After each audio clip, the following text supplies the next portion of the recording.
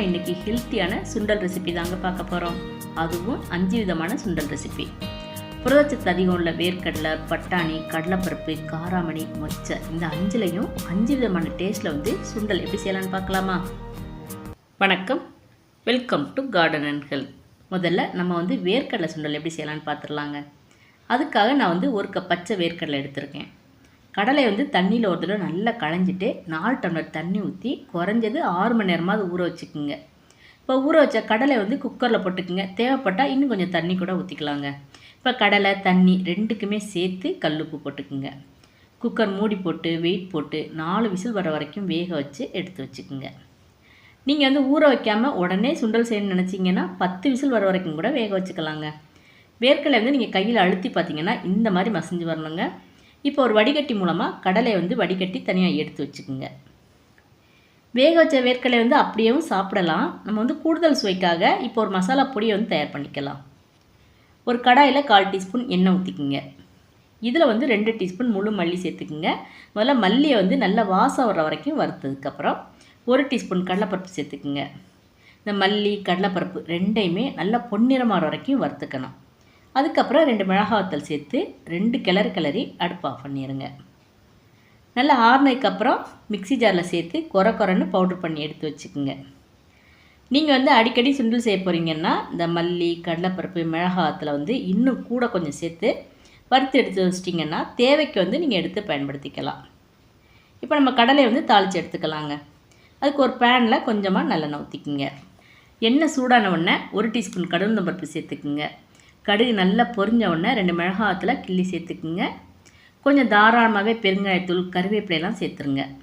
இப்போ வடிகட்டி வச்சுருக்க அந்த வேர்க்கடலையும் சேர்த்து இது கூட வறுத்து வச்சுருக்க அந்த பொடியையும் சேர்த்து நல்லா கலந்து விட்டுருங்க. இப்போ அடுப்பு ஆஃப் பண்ணிடலாம். கடைசியாக 1/4 கப் துருவின தேங்காய், பொடியாக நறுக்கின கொத்தமல்லி தலையெல்லாம் சேர்த்து நல்லா கலந்து விட்டுருங்க.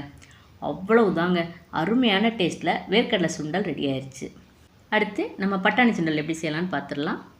அதுக்காக நான் முதல் நாள் நைட்டே 1 கப் பட்டாணி தண்ணியில் நல்லா கழுவிட்டு பட்டாணி மூழ்கிற வரைக்கும் தண்ணி ஊற்றி ஊற வச்சுருக்கேன். நீங்கள் சாயந்தரம் தான் இந்த சுண்டல் செய்ய போகிறீங்கன்னா காலையிலே ஊற வச்சுருங்க. குறைஞ்சது 6லேருந்து 8 மணி நேரம் ஊறட்டும். ஊற வச்ச பட்டாணி குக்கரில் தண்ணியோடு சேர்த்து தேவையான அளவு உப்பு, 1/2 டீஸ்பூன் மஞ்சள் தூள் சேர்த்துக்குங்க. நான் வேக வைக்கிறதுக்கு இன்னும் கொஞ்சம் தண்ணி கூட ஊற்றிக்கிறேன். இப்போ குக்கர் மூடி போட்டு வெயிட் போட்டு 3 விசில் வர வரைக்கும் வேக வச்சுக்குங்க. நீங்கள் ஊற வைக்கிற நேரத்தை குறைச்சிங்கன்னா கூட 2 விசில் விட்டுக்கலாம். வேக வச்ச பட்டாணி கையில் அழுத்தி பாருங்கள். இந்த மாதிரி மசிஞ்சு வரலைன்னா கூட 1 விசில் கூட நீங்கள் வச்சுக்கலாம். இப்போ பட்டாணி தண்ணி இல்லாமல் நல்லா வடிகட்டி எடுத்து வச்சுருங்க. இப்போ ஒரு பேனில் கொஞ்சமாக எண்ணெய் ஊற்றிக்கலாம். எண்ணெய் சூடான உடனே 1 டீஸ்பூன் கடுகுளுந்தம்பருப்பு சேர்த்துக்குங்க. கடுகு நல்லா பொரிஞ்ச உடனே 2 மிளகாத்தூள் கிள்ளி சேர்த்துருங்க. கூடவே கறிவேப்பிலை, அப்புறம் பொடியாக நறுக்கின பச்சை மிளகாய் 2, 1/2 டீஸ்பூன் பெருங்காயத்தூள், பொடியாக நறுக்கின இஞ்சி கொஞ்சம் எல்லாம் சேர்த்து நல்லா வதக்கிடுங்க. இப்போ வடிகட்டி வச்சுருக்க அந்த பட்டாணியும் சேர்த்து எல்லாம் நல்லா ஒன்று சேர்ந்து வர்ற மாதிரி கலந்து விட்டு அடுப்பு ஆஃப் பண்ணிடலாம்.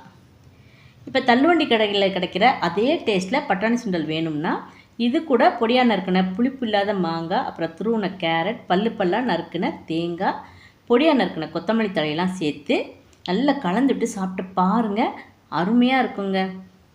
அடுத்து நம்ம பார்க்க போகிறது கடலைப்பருப்பு சுண்டல் தாங்க. 10 நிமிஷத்துக்குள்ள ஒரு சுண்டல் செய்யணும்.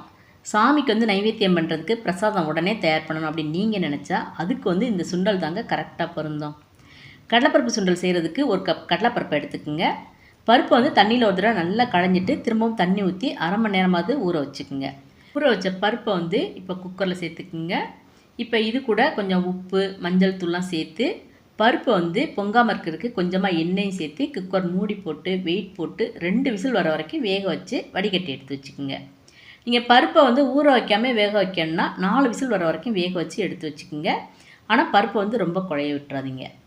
இப்போ ஒரு பேனில் கொஞ்சமாக எண்ணெய் ஊற்றி 1 டீஸ்பூன் கடலைப்பருப்பு சேர்த்துக்குங்க.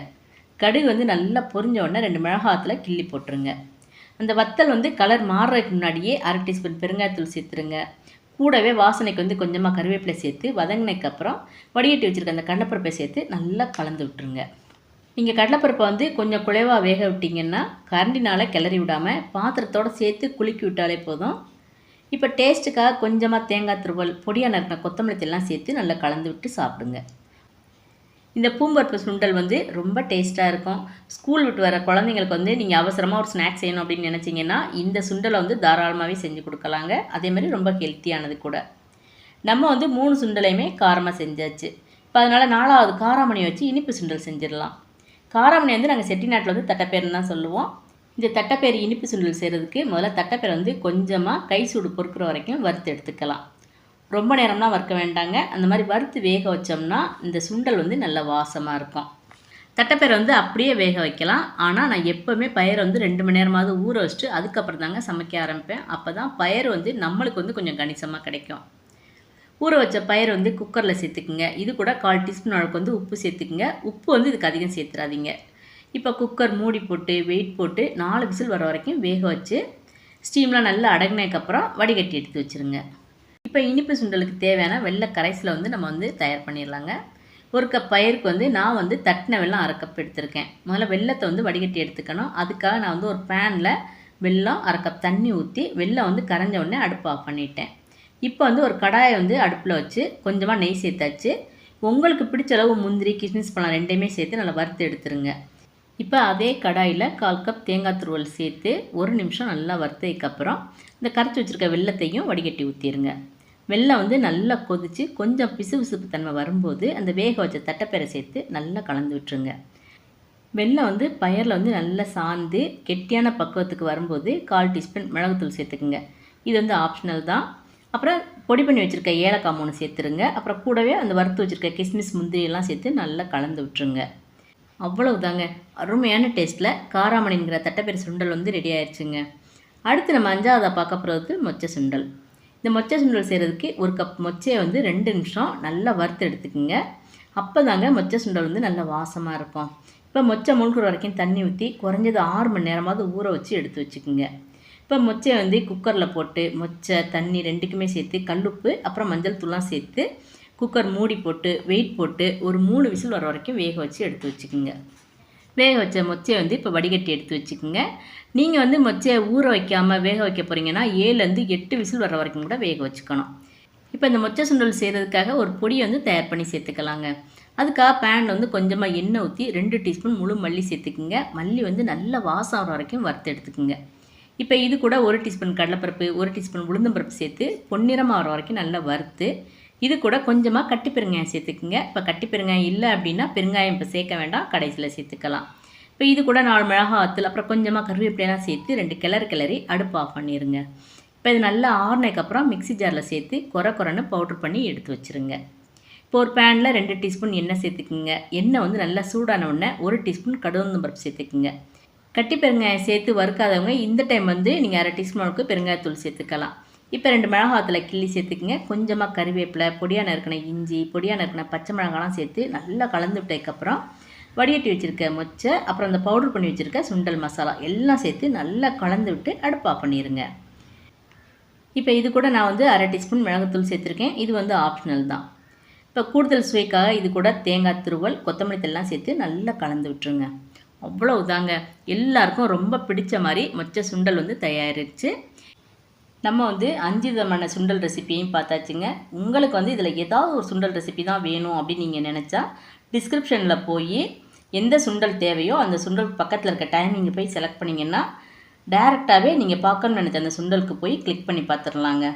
ரொம்ப ஹெல்த்தியான இந்த 5 வகையான சுண்டல் ரெசிப்பியை நீங்கள் அடிக்கடி செஞ்சு பாருங்கள். டேஸ்ட் எப்படி இருந்துச்சுன்னு கமெண்ட் பண்ணுங்கள். இந்த வீடியோ உங்களுக்கு பிடிச்சிருந்துச்சுன்னா உங்கள் ஃப்ரெண்ட்ஸுக்கும் மற்றவங்களுக்கும் ஷேர் பண்ணிவிடுங்க. மறக்காமல் நம்மளோட கார்டன் ஹெல்த் சேனலை சப்ஸ்கிரைப் பண்ணிடுங்க. தேங்க்ஸ் ஃபார் வாட்சிங்.